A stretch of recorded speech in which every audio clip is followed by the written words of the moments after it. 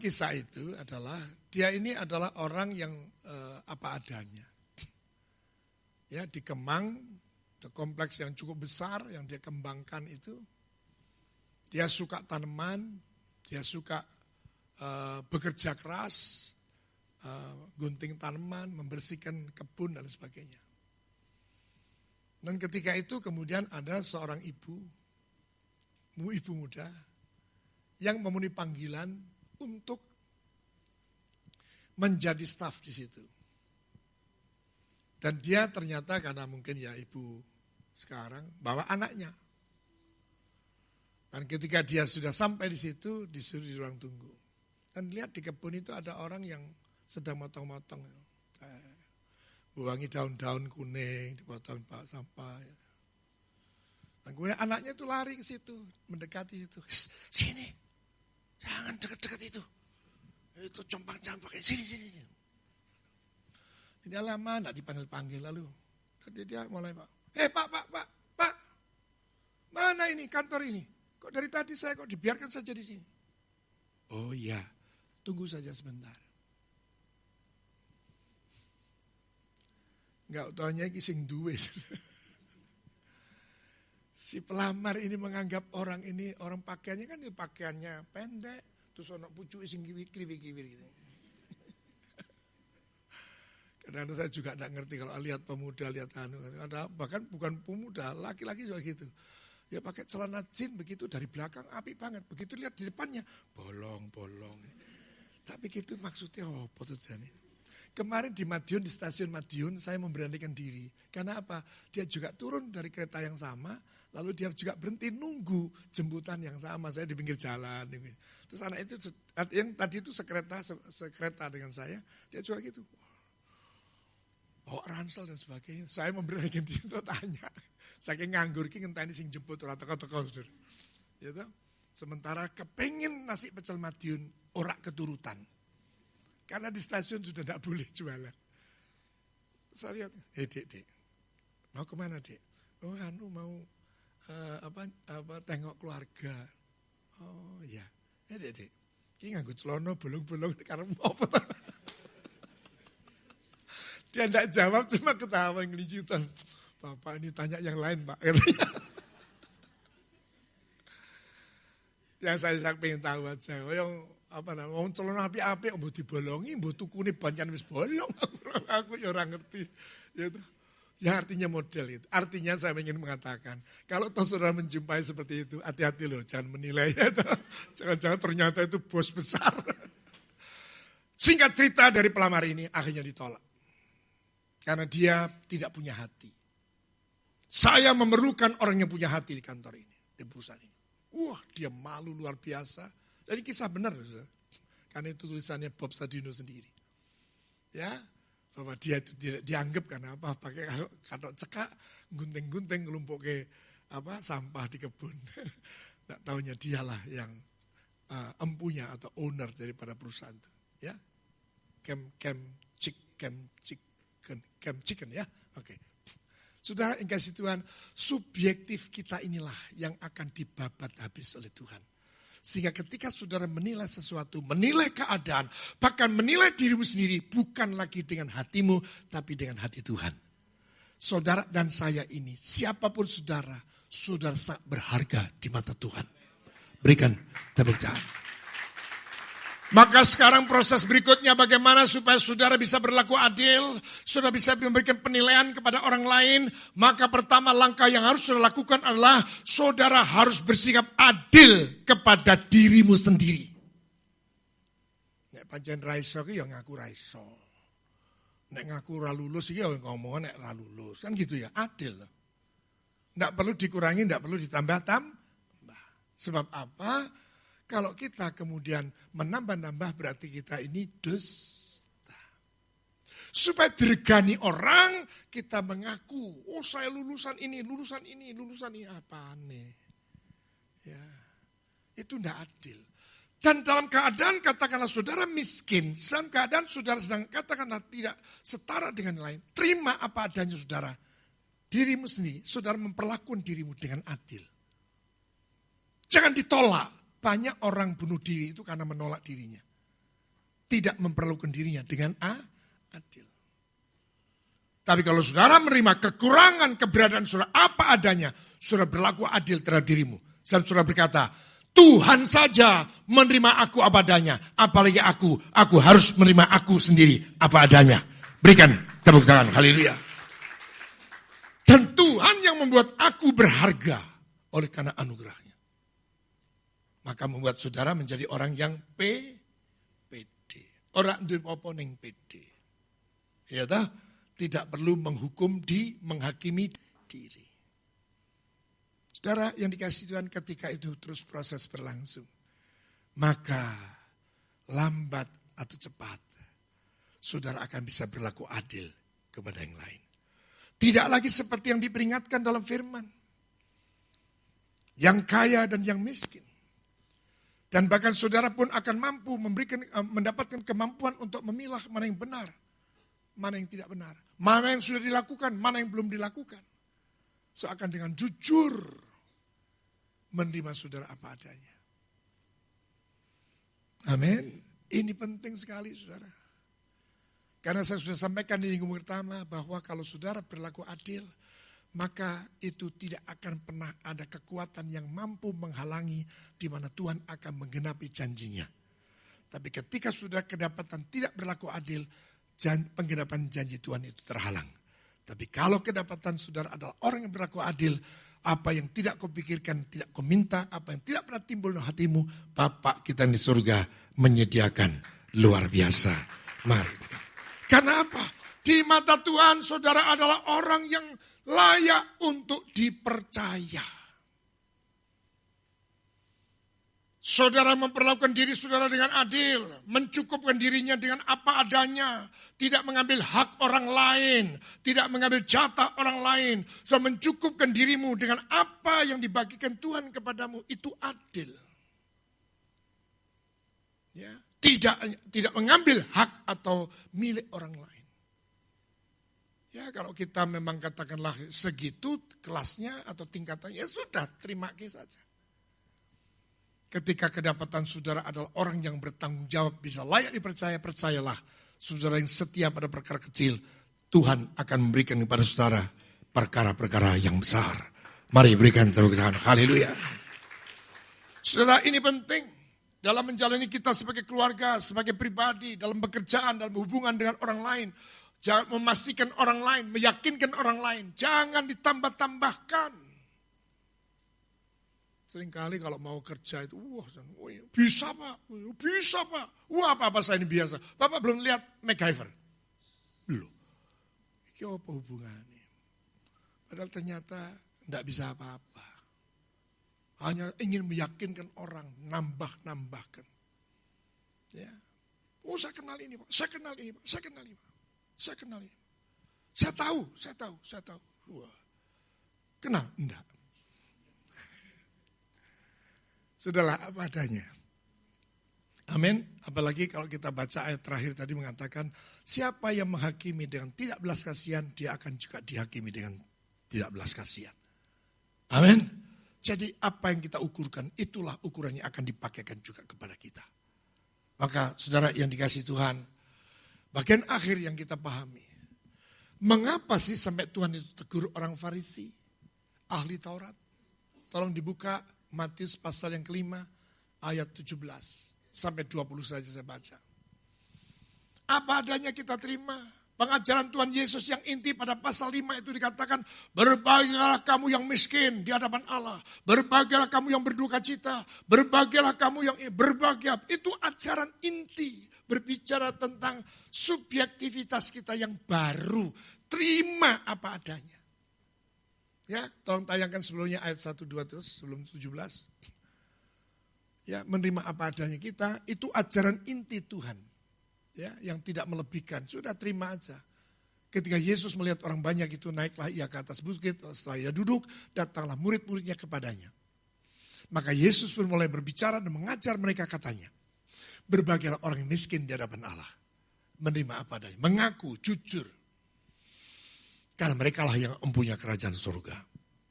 Berbahagialah orang yang berduka cita, karena mereka yang akan dihibur. Saya ambil contoh-contoh ya, ini ajaran inti subjektivitas kita yang baru di hadapan Tuhan.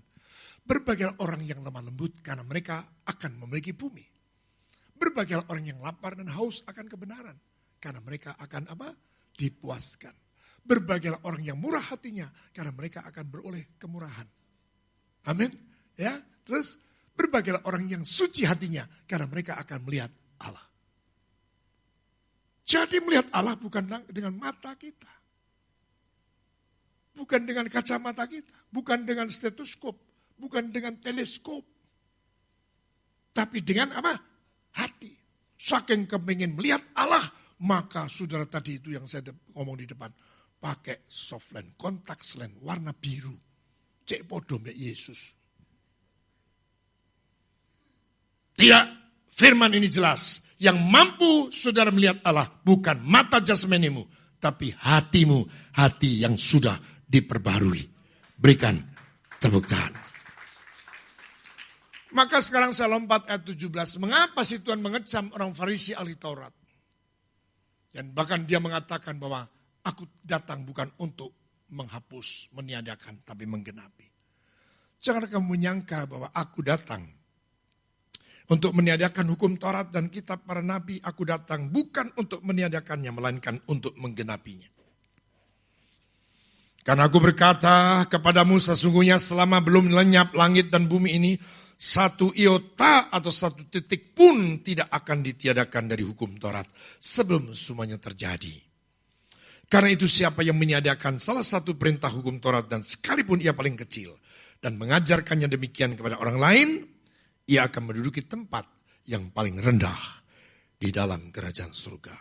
Tetapi siapa yang melakukan dan mengajarkannya segala perintah-perintah hukum Taurat, ia akan menduduki tempat yang tinggi di dalam kerajaan surga. Maka aku berkata kepadamu jika, ini perhatikan, ayat 20 ini perhatikan. Kenapa dituntut ini? Ya, karena mereka punya pengetahuan, mereka punya pemahaman, mereka punya pengertian, tapi tidak pernah melakukan. Maka aku berkata kepadamu jika hidup keagamaanmu tidak lebih benar daripada hidup keagamaan ahli-ahli Taurat dan orang-orang Farisi, sesungguhnya kamu tidak akan masuk ke dalam kerajaan. Nah, jadi praktek yang harus kita buktikan. Kita telah diangkat untuk menjadi representatif Tuhan. Agen-agen perubahan.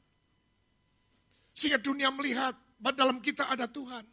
Sehingga dunia percaya bahwa Yesus itulah Tuhan. Ketika melihat kehidupan kita yang berlaku adil, yang tidak pandang bulu, yang suka mengampuni dosa, yang melupakan kesalahan orang lain, yang tidak pandang rupa, yang mengamalkan iman dengan benar, yang hidup oleh karena iman, mengandalkan Tuhan, dan menaruh harap hanya kepada Tuhan. Amin. Ini yang Tuhan sedang mau kerjakan.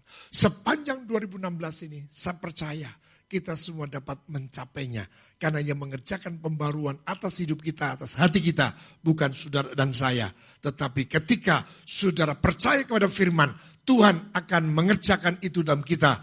Roh Kudus akan membawa kita pada kesempurnaannya. Tepuk tangan bagi Tuhan. Rohku akan kuberikan diam dalam batinmu. Amin. Dan aku akan memberikan kepadamu hati yang baru, hati yang taat. Dan akan kujauhkan daripadamu hati yang keras. Saudara, ini yang menjadi capaian, ini yang menjadi kerinduan Tuhan, ini yang menjadi tuntutan Tuhan atas kita. Sehingga bukan saja pasti, bukan hanya berlaku adil untuk mencintai kesetiaan, hidup dalam kemurahan hati, itu bukan barang yang langka. Tapi pasti kita akan mampu melakukannya. Demikian juga yang ketiga, hidup dengan rendah hati. Karena ketika saja saudara itu adalah orang yang mau diubahkan, menyerahkan hidup untuk Tuhan, mau diubahkan oleh Tuhan, itu tanda bahwa kita adalah hidup orang yang hidup dengan rendah hati. Tidak mempertahankan diri. Oh, enggak usah Pak, enggak usah Pak. Saya sudah tidak bisa Pak, saya sudah banyak Pak, buku saya di rumah tumpuan Pak. Saya sudah belajar ini, belajar ini, belajar. Ayo ikut pastor, tidak usah Pak. Saya akan mempercayakan tempat Anda kepada yang lain. Saya akan pakai Anda. Unda Pak, Pak, saya sudah pengalaman di sini Pak, saya akan tetap di sini Pak. Diberi percaya yang baru, dia tidak mau. Itu tanda bahwa kita ini bebal. Tidak rendah hati. Ya kalau kita rendah hati, apapun kata Tuhan lah, wong hidup ini itu milikku kok. Hidup ini milik Tuhan. Amin. Dan Tuhan pasti Roma 8:28 digenapi. Kita tahu sekarang bahwa Allah kita turut bekerja dalam segala sesuatu untuk mendatangkan kebaikan bagi saudara dan saya yang mengasihi Dia. Katakan amin dan mari berikan tepuk tangan begitu. Nah, saudara, ini yang coba kita lakukan. Tuhan itu sangat care, sangat peduli kepada hal yang kecil. Sampai cara kita memandang, cara kita menilai pun ternyata Tuhan ingatkan pada kita. Maka mulai hari ini izinkan Roh Kudus berkuasa atas hidupmu. Mulai hari ini izinkan imanmu yang mengomandani hidupmu. Amin. Hidup oleh karena iman, mempercayakan hidup pada Tuhan. Hidup mengandalkan Tuhan. Hidup menaruh harap pada Tuhan. Hidup yang sesungguhnya. Enak. Amin. Oh, luar biasa. Dan saudara akan menikmati begitu banyak hal yang selama ini hanya menjadi janji. Tuhan akan menggenapinya. Saudara akan dibawa dari satu kemuliaan kepada kemuliaan yang lain. Katakan amin. Dan mari kita berikan tepuk tangan. Haleluya. Kita tunduk kepala saat teduh sejenak. Hamba Tuhan akan mempersiapkan meja perjamuan. Sekaligus kita renungkan Tuhan Yesus sudah menyerahkan semuanya bagi kita. Mempercayakan hidupnya pada rencana Allah. Demikianlah supaya adil. Kita pun harus mempercayakan hidup ini hanya kepada Tuhan.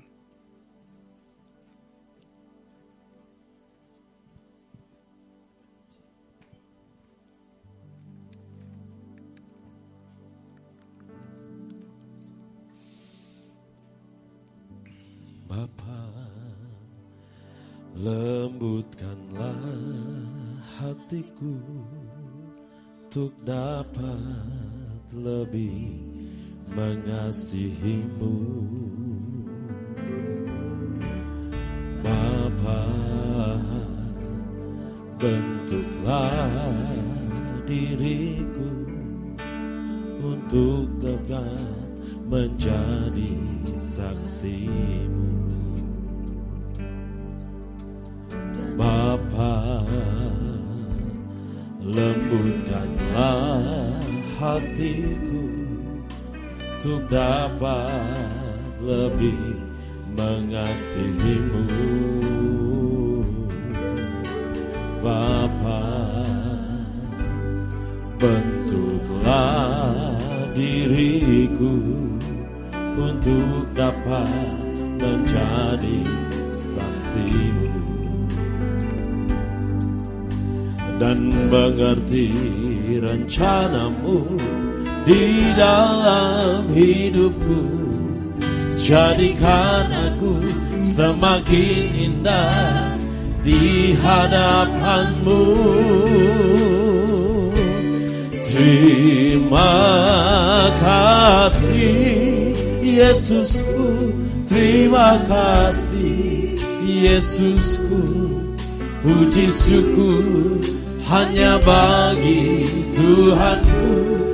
Terima kasih Yesusku, terima kasih Yesusku.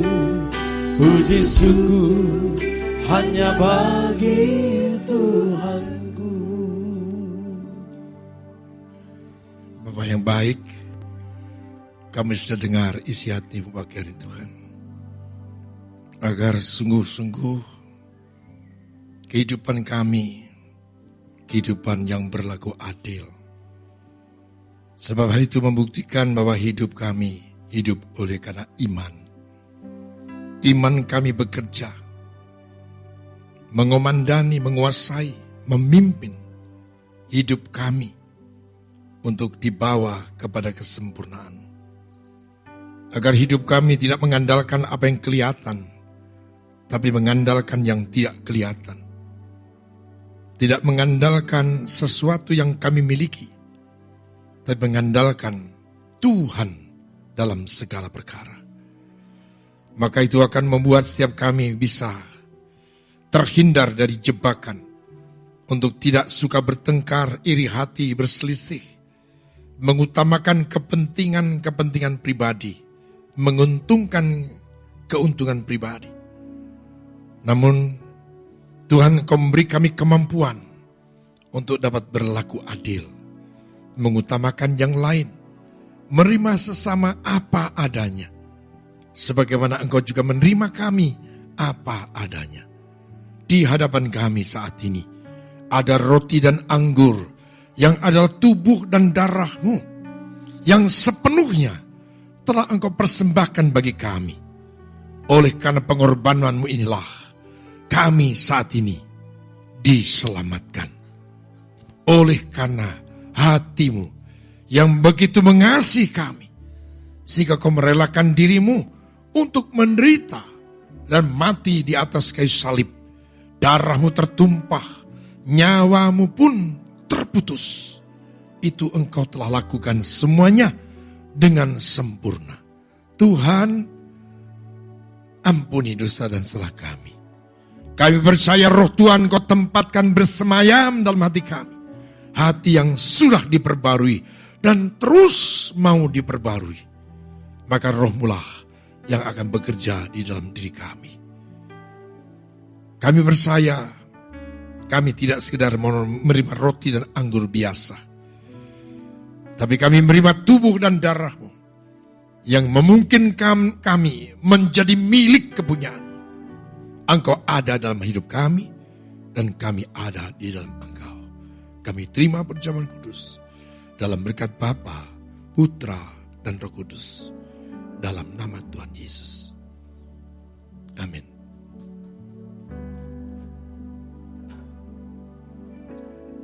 Bapa,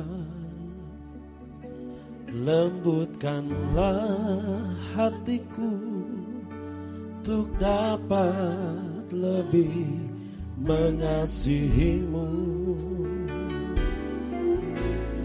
Bapa, bentuklah diriku untuk dapat menjadi saksi-Mu. Bapa, lembutkanlah hatiku untuk dapat lebih mengasihi-Mu. Bapa, bentuklah diriku untuk dapat menjadi saksi-Mu dan mengerti rencana-Mu di dalam hidupku. Jadikan aku semakin indah di hadapan-Mu.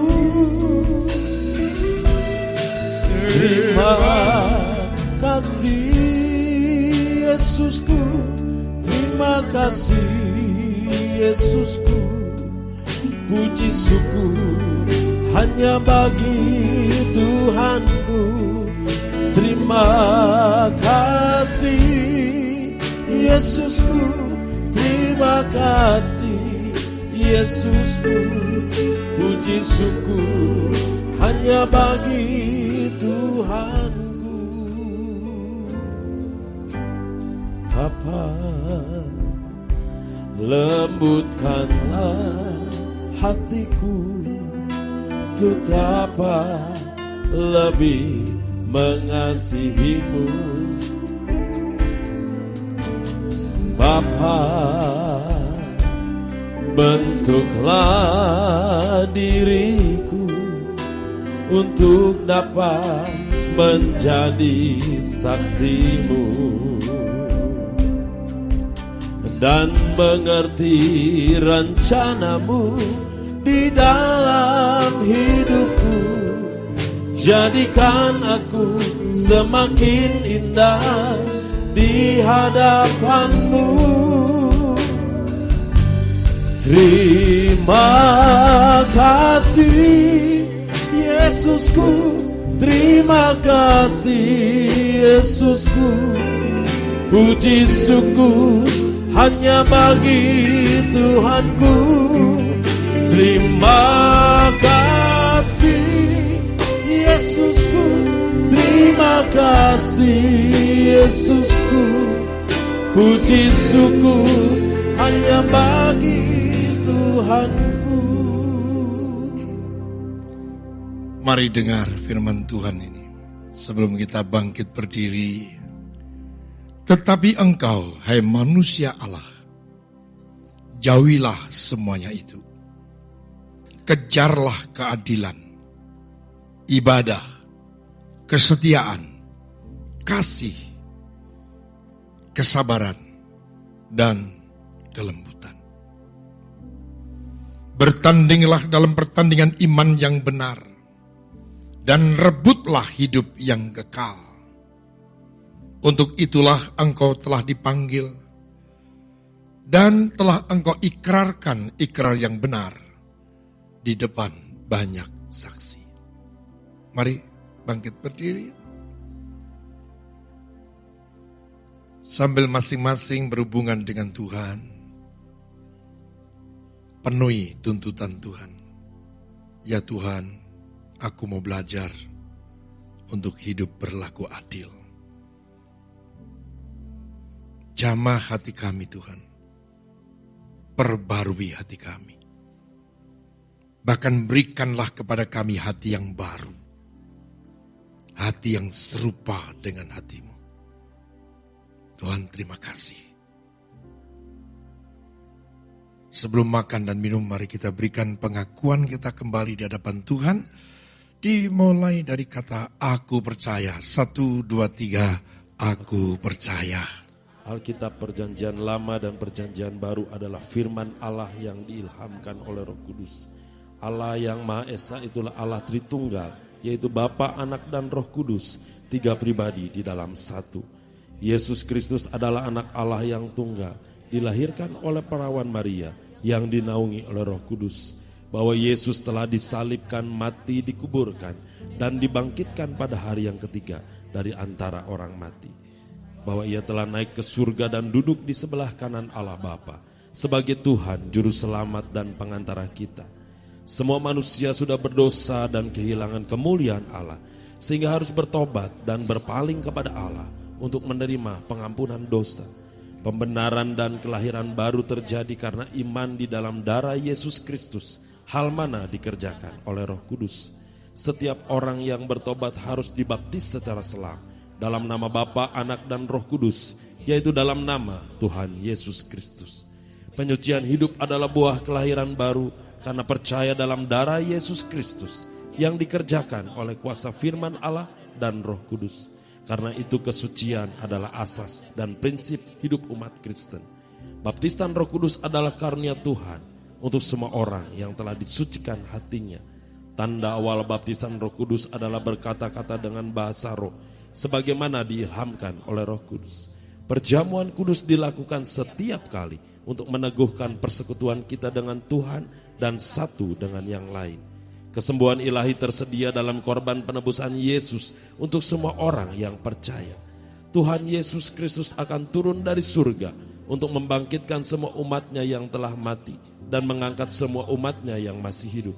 Lalu bersama-sama bertemu dengan Dia di udara.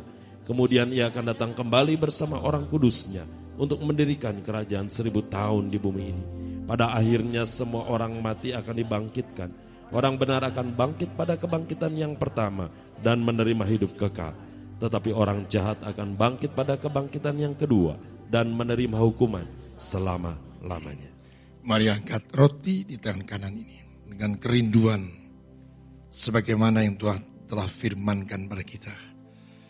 Untuk kita menerima apa yang Tuhan akan kerjakan, keubahan hati kita. Supaya kita bisa memenuhi hidup berlaku adil, mencintai kesetiaan, dan hidup dengan rendah hati di hadapannya. Sebab apa yang telah kuteruskan kepadamu telah aku terima dari Tuhan, yaitu bahwa Tuhan Yesus pada malam waktu ia diserahkan mengambil roti, Dan sesudah itu ia mengucap syukur atasnya. Ia memecah-mecahkannya dan berkata, inilah tubuhku yang diserahkan bagi kamu. Perbuatlah ini menjadi peringatan akan aku. Saudara yang dikasihi Tuhan, bukankah roti yang kita pecah-pecahkan ini sesungguhnya adalah persekutuan kita dengan tubuh Yesus Kristus Tuhan? Amin. Makan dalam nama Yesus.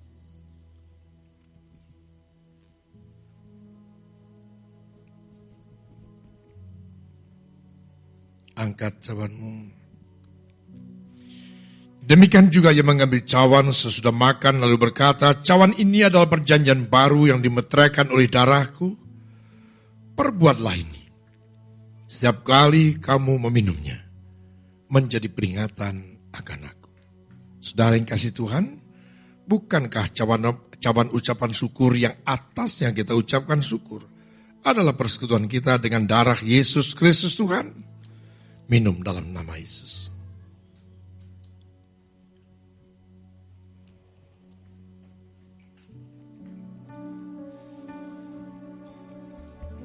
Mari sembah Dia, Tuhan yang baik.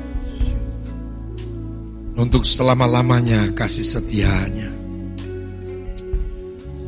Dia mengasihi kita.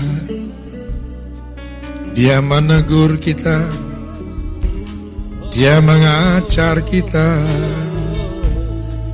Sungguh Tuhan, kami menikmati hadirat-Mu.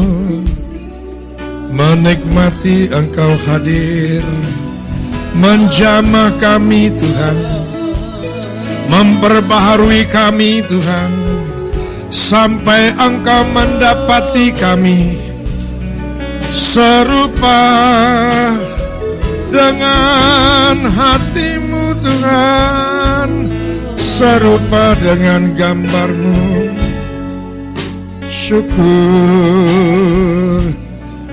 Syukur Tuhan, haleluya.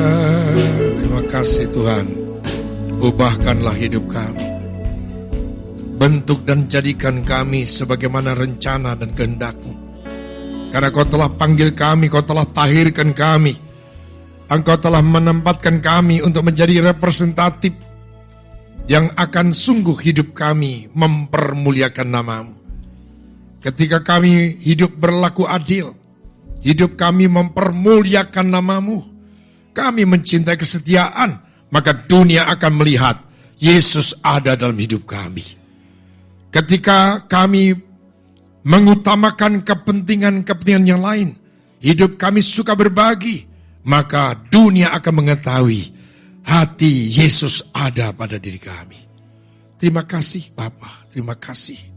Menyerahkan seluruh umat-Mu, mereka semua ini dalam tangan-Mu. Karena mereka semua ini telah Kau beli dan telah Kau bayar lunas. Mereka semua inilah umat kepunyaan-Mu Tuhan.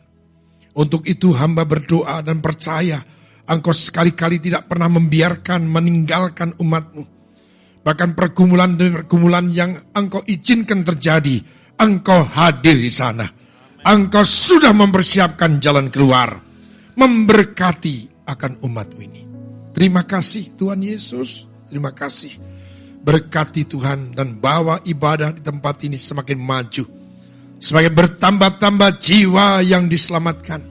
Kami percaya Tuhan Engkau genapi. Sebab Engkau telah menyediakan bagi kami sabat demi sabat, bulan demi bulan. Kami percaya firman-Mu ini, bahwa sampai pada akhirnya semua umat manusia akan sujud menyembah kepada-Mu. Terima kasih Tuhan Yesus, teguhkan, kuatkan hatimu saudara. Tuhan itu setia, dalam segala rancangannya baik adanya. Tuhan akan senantiasa berjalan di depan untuk meratakan setiap gunung, dan bahkan menutup setiap lembah, mematahkan setiap palang pintu besi. Rumah tangga, hidup nikah, dan seluruh anggota keluargamu, yang dekat, yang jauh, diberkati oleh Tuhan. Pekerjaan usaha pun diberkati oleh Tuhan. Terlebih ibadah dan pelayananmu semakin diberkati oleh Tuhan. Maka pulanglah, bawalah damai sejahtera Allah Bapa, cinta kasih Yesus yang tidak pernah berubah, kuat kuasa sukacita, hikmat dalam persekutuan bersama Roh Kudus akan menyertaimu, memberkatimu mulai siang hari ini sampai Maranatha, sampai Tuhan Yesus datang untuk kali yang kedua. Dalam nama Yesus semua kita berkata, amin. Tepuk tangan kita bagi Tuhan.